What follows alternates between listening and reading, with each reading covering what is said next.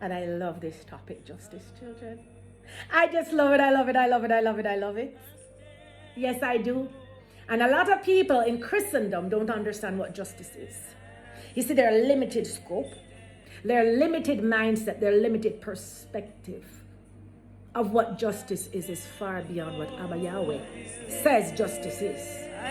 What is your definition of justice, child? What do you think justice is? Do you believe that what's happening in your life now is justice?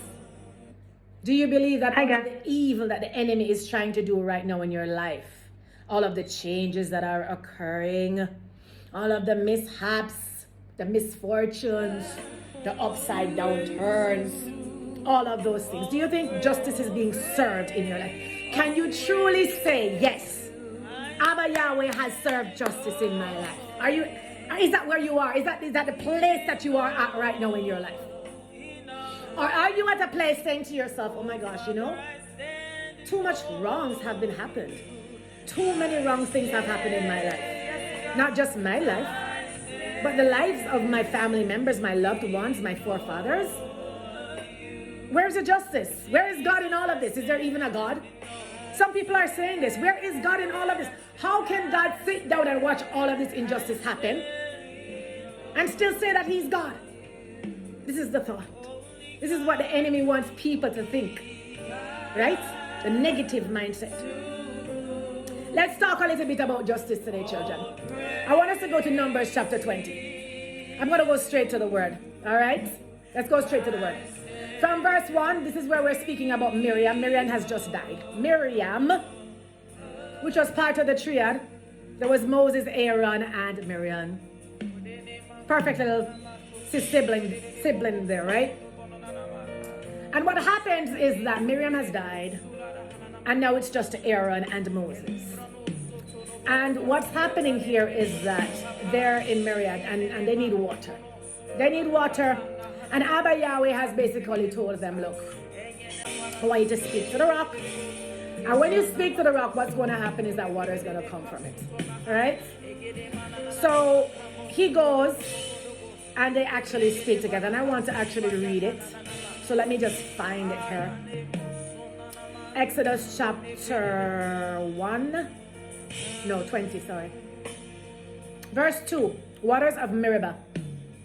Now there was no water for the congregation, and they assembled themselves together against Moses and Aaron, against them, okay? So you have a multitude, let's say about close to 1 million people in a desert, walking behind, cluck behind Moses and Aaron, leading them. And they're tired, they're thirsty, and they're complaining. They're whining and they're complaining. And now they're assembling against Moses and Aaron, because they're like fed up at this point in time. There are a couple of times that they've gotten real fed up, right? Verse 3, this is Numbers chapter 20. And the people quarreled with Moses. See, they're now quarreling with him. Quarreled with Moses and said, would that we had perished when our brothers perished before Abba Yahweh. Why have you brought us the assembly of Abba into the wilderness, that we should die here, both we and our cattle? So not just us, but our animals. And why have you made us come out of Egypt, the place that we really loved so much, to bring us to this evil place? What are you doing, Aaron and Moses? Like, we don't get this. Why did you take us out of the land where we had cucumber, and we had our watermelons, and we had all of this food that we really enjoyed, right? Yeah, the bondage, we really loved it. Why did you take us out of that? So now they're saying to him, it is no place for grains or figs or vines or pomegranates. So they're wanting their pomegranates, their pomegranates. They're wanting their grapevines so that they can eat their grapes. And they're wanting their figs that they can eat the fig fruit from the tree, and their grain where they can grow wheat and rice, right? Yes. So you have to see between the lines exactly what's going here, what's transpiring, children. The food, we want food, is what these people are saying, because they're controlled and ruled by their stomachs. This is what the spirit of Egypt does. They control our minds by food. Constantly have to be eating, and getting distracted from the things of the Spirit. What does Yahushua HaMashiach say? Man that was made in his image shall not live by what? Bread alone. But by what? But by every word. Every single solitary word that proceeds from the mouth of Abba Yahweh. That is how we are living, breathing. In Him we move and breathe and have our being, children. It is not by the food that we eat that we have our existence. You will see that there are people, homeless people on the road that have been living there for years. And they don't have a morsel to eat. They don't have water to drink. But yet still the Spirit of the Most High God sustains them. There are people who are in their right mind, who I have spoken to, that I have met, that have told me that they don't eat like that. They don't eat for days. There's some people who don't eat for 3 days straight, and because they forget to eat, they're just working, and they don't see it as any big thing, right? It is God's Spirit that is sustaining people, and these people are not Christians. There are other people that fast for days and days and days and don't eat because they're either cleansing their bodies or whatever the reason is. How is it that they're still alive? I'm listening. Yes, Abba Yahweh, the Spirit of the Most High God, the Ruach HaKodesh that lives within us. That is what is giving us our life, children.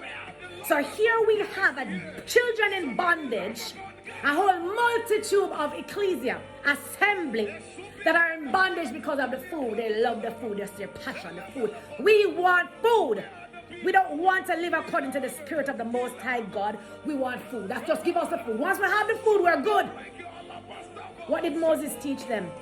That you can go on 3 40-day fasts without any water and any food. And after all of that sacrifice, these ungrateful people still didn't learn. They still didn't catch the drift. They still couldn't understand what the Spirit of the Most High God was teaching them. That there's more to life than just what you're putting down in your belly. There's a whole supernatural world out there. A whole supernatural world out there, children, that is run by God's Spirit. That is run by His 7 spirits. The Spirit of wisdom, understanding, counsel, might, knowledge, and the fear of Him, and the Spirit of the Most High God. And it doesn't need food. No. So Abba Yahweh is the one that gives us a spiritual manna. So this is what the children should have been asking for. Moses and Aaron, give us some spiritual manna now. We don't really need the ponga that, and we don't really need the watermelon. We really don't need the wheat and stuff, because it's going to hold us down. It's going to weigh us down. We need to sacrifice, put away our flesh, put away our cravings in order to rise. Rise above the bondage. Rise to where Abba Yahweh. Rise to the holies of holies. Rise and go to where? To meet our Maker. Because initially we didn't really want to meet Him, because we were afraid of Him. We asked you, Moses, to go and meet Him and interpret for us and speak on our behalf. So all this sacrifice that Moses was doing for the people, they still were acting like they were on crutches. They still wanted to be spoon-fed. They still wanted to be babied. They still wanted to be drinking milk and meat. These are the hooks that the enemy continues to have in us, children. These are the limitations that we allow ourselves to have in our carnality.